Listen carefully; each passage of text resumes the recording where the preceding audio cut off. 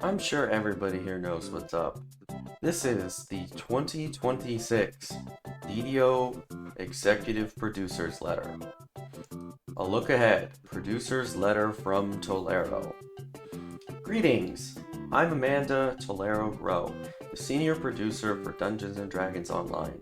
We have reached an exciting milestone. 2026 is our 20th anniversary. It's incredible to think that there are now multiple generations of players enjoying DDO, and we're so grateful to you for making that possible. Before I talk about our anniversary and other plans, let's get new or newer people up to speed on what we've been doing. In the summer, we returned to Ravenloft with the release of Shill of Pay to Windloft. This expansion continued the rare loot mechanic. It continued the proliferation of gather mechanics, and it also featured the most amount of cutscenes of any expansion ever released. Oh, and had Dampier as well. Throughout last year, we focused heavily on upgrading infrastructure and improving game performance. Special thanks to all of you who helped in the forums and Discord. Your work assisted tremendously. We are very happy with the progress we made, which can be seen in these images showing a map of lag spikes before and after our work, with the lag being the red in the images.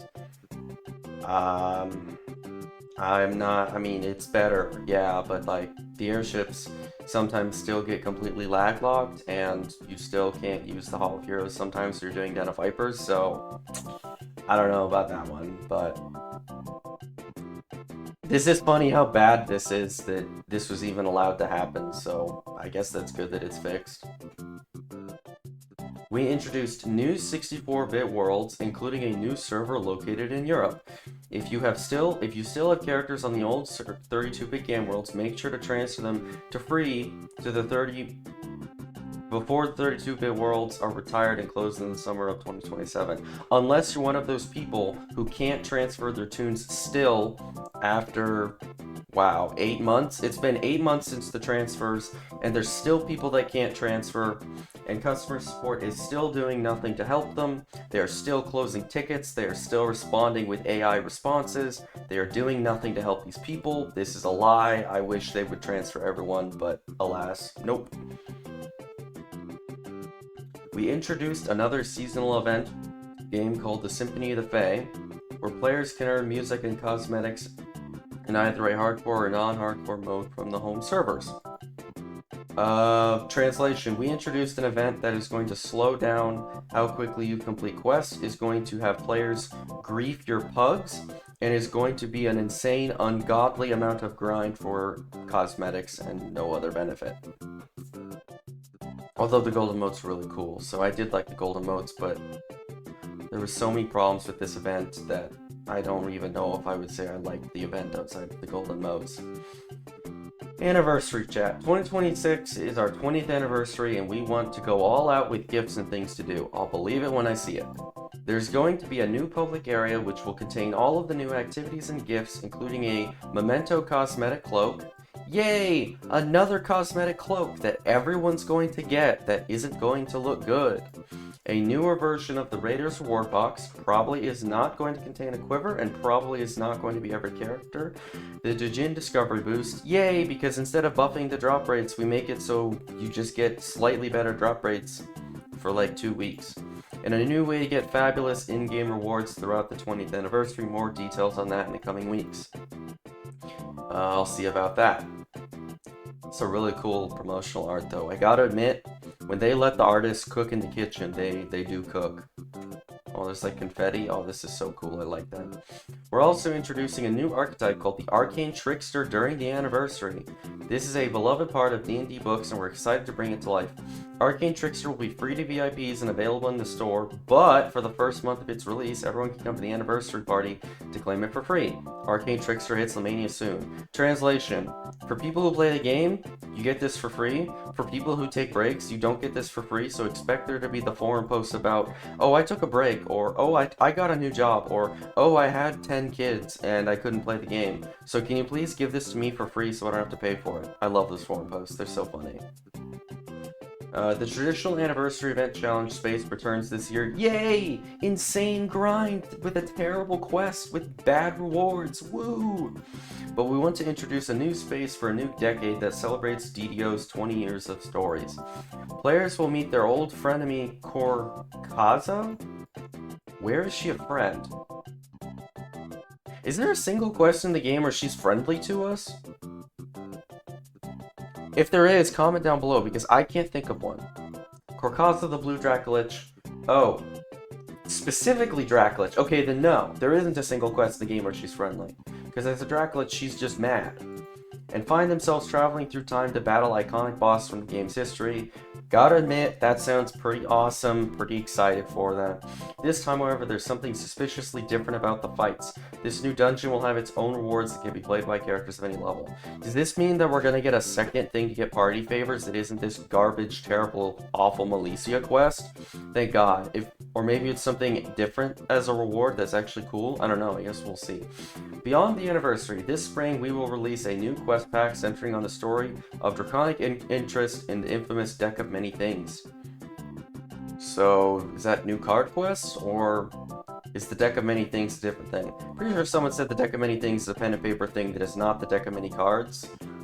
I don't know, so hopefully it's more card quests, but I'm not holding out hope. We'll also introduce a new year of VIP loyalty rewards. I like how they said rewards, because rewards implies that it's good. It's not really rewards. Maybe like one or two of the things out of the entire year is a reward, but other than that, it's kind of like a go fuck yourself. You can learn more about the VIP Royal Loyalty Reward Program here. The new VIP year brings a very different kind of mount that harkens back to a classic and uniquely DDO quest, a more memorable Zorion moment. It's either a beholder or it's going to be one of those beds in a cute delirium, is my guess. Beholder mount would be cool. Our expansion this summer brings to life part of the Dungeons & Dragons book, Out of the Abyss, particularly the latter half as you tackle the Demon Lords escaping the Underdark. Players will go face to face with the absolute legend itself, the Demigorgon. Other iconic D&D creatures will also make an inaugural appearance, along with the playable character race, the Duergar, dwarves found in the Underdark. Okay, so Duergar are found in the Underdark, so then what are the things found in Ataraxia? They're called Duergar. They're very clearly different than normal dwarves. We also don't have any Duergar in the Forgotten Realms, so no idea what's up with that. This next expansion brings the game to the level cap of 36. Yay! More levels to get, more power creep, more feats that don't work. Maybe we'll get legendary reincarnations. I heard someone say that in a data mine they found that legendary XP tomes were already data mined, so they're already planning out the scummy monetization. Yay! More levels to get. I'm so excited. 20th anniversary kickoff, free anniversary gifts. We'll see if they're good. Arcane Trickster release, free for 1 month. New Raiders Reward Box, new dungeon, and more. New year-long Remnant exchange mechanic. I don't know what that means, but I guess we'll see. PAX East player meetup, that's always new quest pack set in Zendrick, Dragon's Deck of Many Things themed. It's level 10. SSG, I want to publicly apologize for everything I have said in this video up to this point. I will forgive you for everything you've done this year for releasing more level 10 quests. Thank you. It is greatly appreciated that I don't have to run Ataraxia anymore. Thank you. VIP Loyalty Rewards Track Season 3. Maybe it's not going to be garbage. We'll see. Probably will be. Summer Expansion based on Out of the Abyss, Demigorgon, Duergar, level cap, boo. Gen Con, Q4, new hardcore-like live event. Wonder if it's going to be as bad as the last one. Drow visual update. Why are they updating it and not like making Drow just a good race? Because like right now it's terrible and no, it's good for nothing, but nope, we're just updating the visuals, we're not actually making it better. You know what's funny? Where on this list is the caster pass?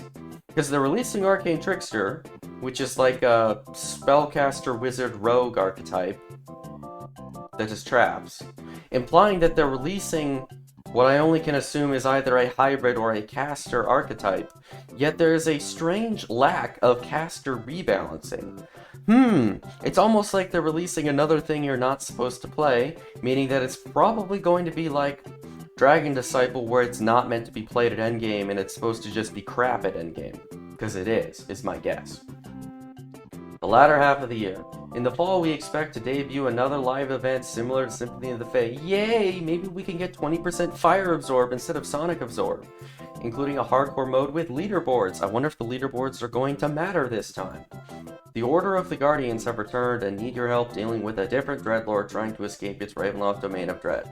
Alright, so SSG, if you can please give me another mount that's as good as the Panther from the Mist event, it will all be worth it because that mount was frickin' awesome and I love that mount. It was so good. Last but not least, Drow will get a visual update toward the end of the year to refresh their fidelity, make small changes to their animations along with new character creation options such as new hairstyles and beyond. Players can expect this kind of refresh to happen to other older playable races in the coming years, and we'll let you know as each one gets slated for revisit. I don't hate this. I think this is good because the old races are kind of not good looking, and I kind of wish they would make them trees better, but visuals is a good start. I like this concept art. Personal thoughts on 20 years. This is honestly the hardest part of my producer's letter to write this year, like where to begin talking about the gaming community that's been part of my life for 2 whole decades. I was like, what in particular should I talk about? Should I talk about the little nostalgic things like the way big upright sarcophagus breakables have such a deeply satisfying feel when you smash them, or about my all-time favorite quests, which are incidentally Rainbow in the Dark, Stormcleave, White Blue Mountain, Invitation to Dinner, Missing, Needle in a Face Deck, Lords of Dust. This isn't a quest. I know what this is, but it's not the name of the quest. Pretty funny that the executive producer of DDO doesn't even know the name of this quest. That is actually hilarious. And the Prison of the Plains? Or maybe behind the scenes memories of development, like the fact that we had considered a plotline that never got carried out, where Selimus turns to an anti-paladin. Or maybe unsolved mysteries, like how none of us at the office can figure out the identity of DDO's original dungeon master. But I think the best part of DDO is its players. They mean everything to us.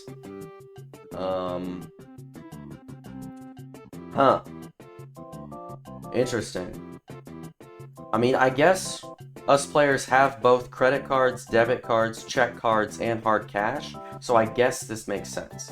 So instead, I'd like to open up the floor to you to talk about your most important nostalgic and/or fond memories of DDO. I think my most important memory of DDO was this year when I posted a build to the forums. And I put the word exploit in my title as a joke because the forumites in their incredible intelligence called my previous build an exploiting build because I took slicing, blow, and hamstring on a 2-weapon fighting build and I pressed those keys on the keyboard. So I did another 2-weapon fighting build, so I put in the title that something like, I can't believe SSG allowed me to play a build with this many exploits. And it wasn't like a joke build, it was like an actual honest-to-God build that had everything I normally put in my builds. It was well written, it had a bunch of info, it was very informative, yada yada. And I logged on one day and Cordovan just straight up fucking deleted it because he didn't actually read the post. He probably saw the title and just clicked delete based on the title. He didn't even care enough to go read the post because I put multiple times in the post it doesn't actually have any exploits, and it was very obvious if you read the post that there was no exploits. No, he just deleted it. SSG censorship always wins. So because of that, at some point I'm going to be putting all of my builds into a Google Doc, so that way SSG can censor me all they want, or they can even ban me, and I'll have a master Google Doc with all my builds, so you can always access my builds even when they censor me. So, stay tuned for that. The moments that stick with you. Oh, the guilds who have made a difference, the moments that stick with you. Hearing the joy from these many years is irreplaceable and something we will always treasure. Thank you for being part of DDO's history, hands down the most important part of it. With sincerity and infinite gratitude, Amanda Tolero Bro. I was pretty negative about this. I also have a pretty negative opinion of DDO, so, I mean, I'm probably not the perfect person to be super happy about this, but ignoring the fact that I was negative, lag, this is much better, it's noticeable, this artwork, very cool, this roadmap, every single thing on this roadmap, I would say that I think is good, except maybe the hardcore leg event. Every single thing on this roadmap I'm excited for. Except, oh, also the level cap to 36 I'm not excited for. But everything else, I think, is good. This new quest pack with CR10, oh my goodness, it's been so long since we've needed level 10 quests, and we're finally getting them. All this anniversary stuff, new archetype, I always am in the mood for a new archetype. New Raiders box, new dungeon, I mean, this is all good stuff, we'll see how good it is, but... yeah, I think that this is a good year for DDO. The caster rebalance is in the works. Just kidding. Actually, I was going to show you. So, on the forums, Tolero actually did respond about this. So, level 36 incoming soon, overall nice roadmap, still no love to casters. And this is what Tolero said. This is on the punch list, but it wasn't solidified into a, in this time of the year it will happen enough to include in this letter. Have some lag things fighting it for attention at the moment and talking through schedules around that. But it's definitely on the list. So, what does this mean? This means that it might happen, they could just straight up not have it happen, or it could just happen randomly out of the blue, which is probably what's going to happen. I think it's good that they're going to try to fix lag instead, because honestly, fixing the lag is probably more important, so good job, I guess. But yeah, overall, even though I sounded pretty negative, this roadmap looks very good. Some of the things that were said, I don't necessarily agree with, or I don't think... well, I think part of it was Tolero and the devs view the stuff that I said was negative differently, but it doesn't matter. I'm just some guy on the internet who makes rage bait content, so what are you gonna do? I'm definitely rage baiting in this video, so sue me. But anyways, hopefully you like what you saw, and I shall smell you later.